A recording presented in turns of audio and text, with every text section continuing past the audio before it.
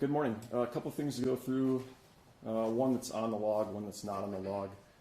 I know there were some media inquiries last night about a weapons violation call from the area of 69th and Cliff. It's actually near 69th and Tanner Avenue, which is between Southeastern Drive and Cliff Avenue. This was a call around 8:42 last night where there were multiple witnesses calling in saying that there was a man walking around the neighborhood that was armed with an AR-15 rifle, as well as a couple handguns. One caller also said that the man had fired one round from the rifle, and also somebody else said that they were seeing the man pointing the rifle at houses in that neighborhood.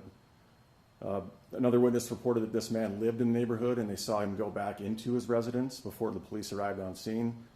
When we got to the scene, though, we did see the man walking in the area nearby. He was unarmed at that point and was able to be detained by officers.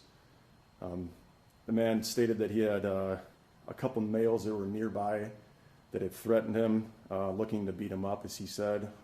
He also said they drove up to his near his residence and had guns on them as well. They said there were two men with two handguns outside, but upon talking to witnesses, we were unable to verify that happened at all.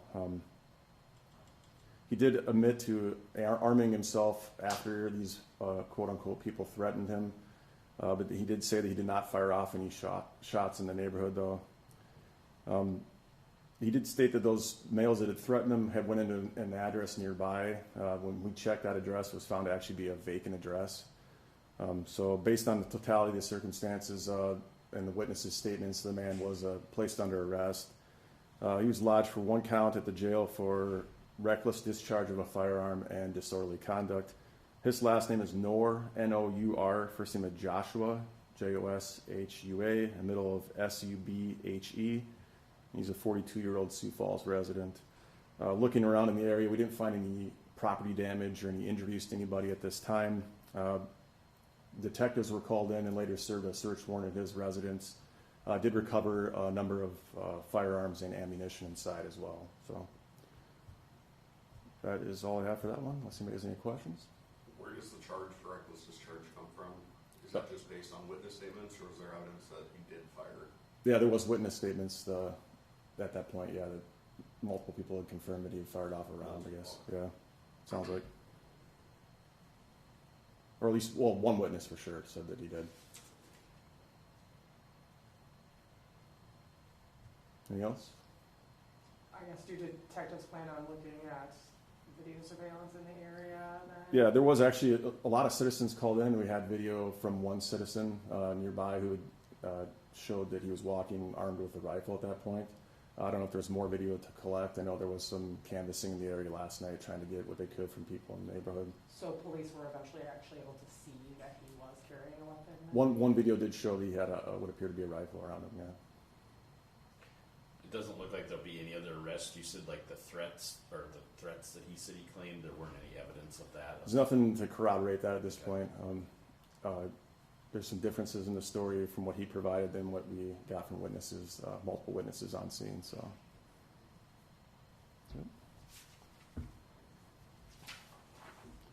the next incident that's not on the log is an injury rollover accident that happened last night. This was at the Monument over at 2400 block of North Drive around 9:40 last night. Witnesses reported there was a vehicle that was driving in the neighborhood that went eastbound through the barricade by the Monument, hit a concrete post, and then rolled multiple times. There are also multiple witnesses on scene that said the vehicle was traveling about 40 to 50 miles an hour prior to the collision. When officers got on scene, they saw a 2012 Chevy Cruze that had been in an obvious accident. There was a male driver and two female passengers. The female passengers were ages 27 and 28. All three were taken to the hospital with non-life-threatening injuries at this point. The investigation found that the driver, who was the male, was showing signs of impairment at the time of our investigation. He admitted to drinking alcohol and smoking marijuana prior to the collision. All three people went to the hospital, as I said. They were all later released due to their having non-life-threatening injuries. The driver of the vehicle, last name of V-E-R-M-A-S-S, V-E-R-M-A-A-S, spell that right, V-E-R-M-A-A-S, middle of Andrew, first name of Robert. He's a 25-year-old Sioux Falls resident, taken to jail for vehicular battery, 2 counts, DWI, reckless driving, and failure to maintain financial responsibility. That's all I got for that one. Any further? What is the speed limit in that area? You said they're going 40. Do you know what that is? I don't off the Okay, top of my that's head. okay. I'd assume that area where it's a cul-de-sac that ends by the monument probably has to be 20 to 25 miles an hour. Just, you know, it's a not a major street there.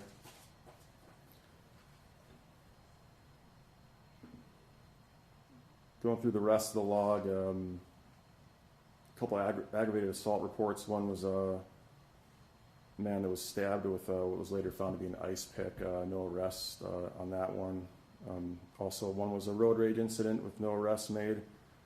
Burglaries. I think that was a business or an apartment building. Excuse me.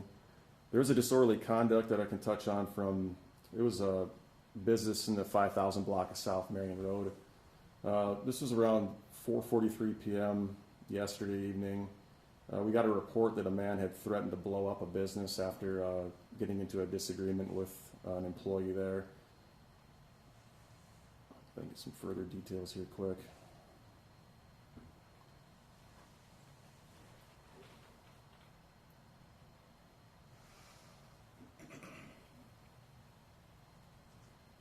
Apparently he went into this business asking for a loan and been denied this loan and threatened to blow up the place afterwards. Officers were able to track him down later on and see what the details on that are here further.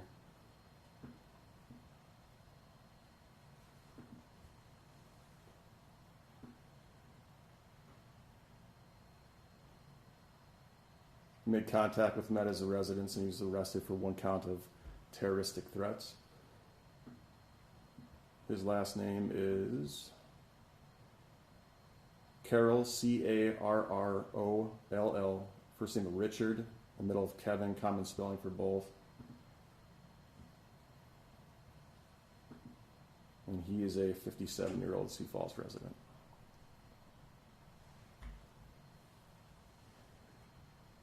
As far as the rest of the log, I have nothing noteworthy to go over unless anybody has any questions on anything else. Do you have anything on that crash on I-29 in Louise last night? Was it on the interstate? Yeah, no, it was on On Louise? Louise. Do you know what time on that one at all? It was around 6, I think.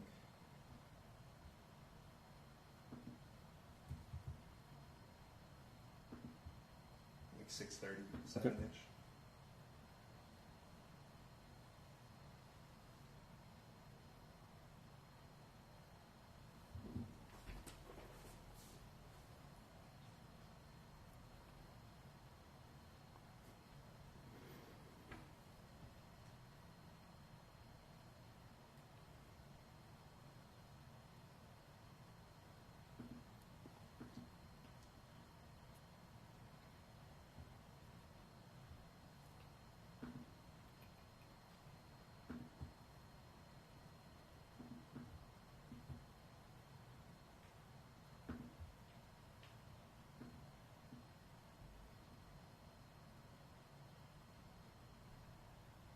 Take some time to think here. So.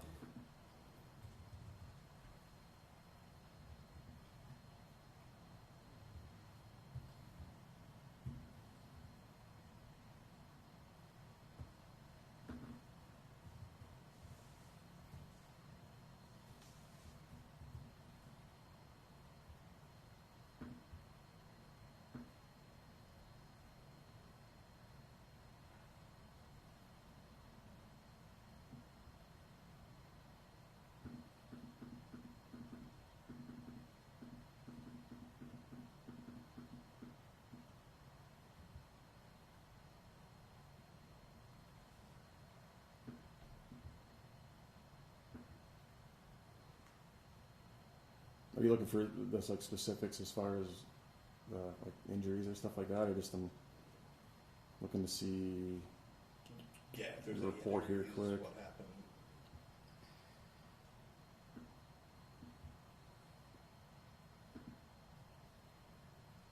I think I found it here.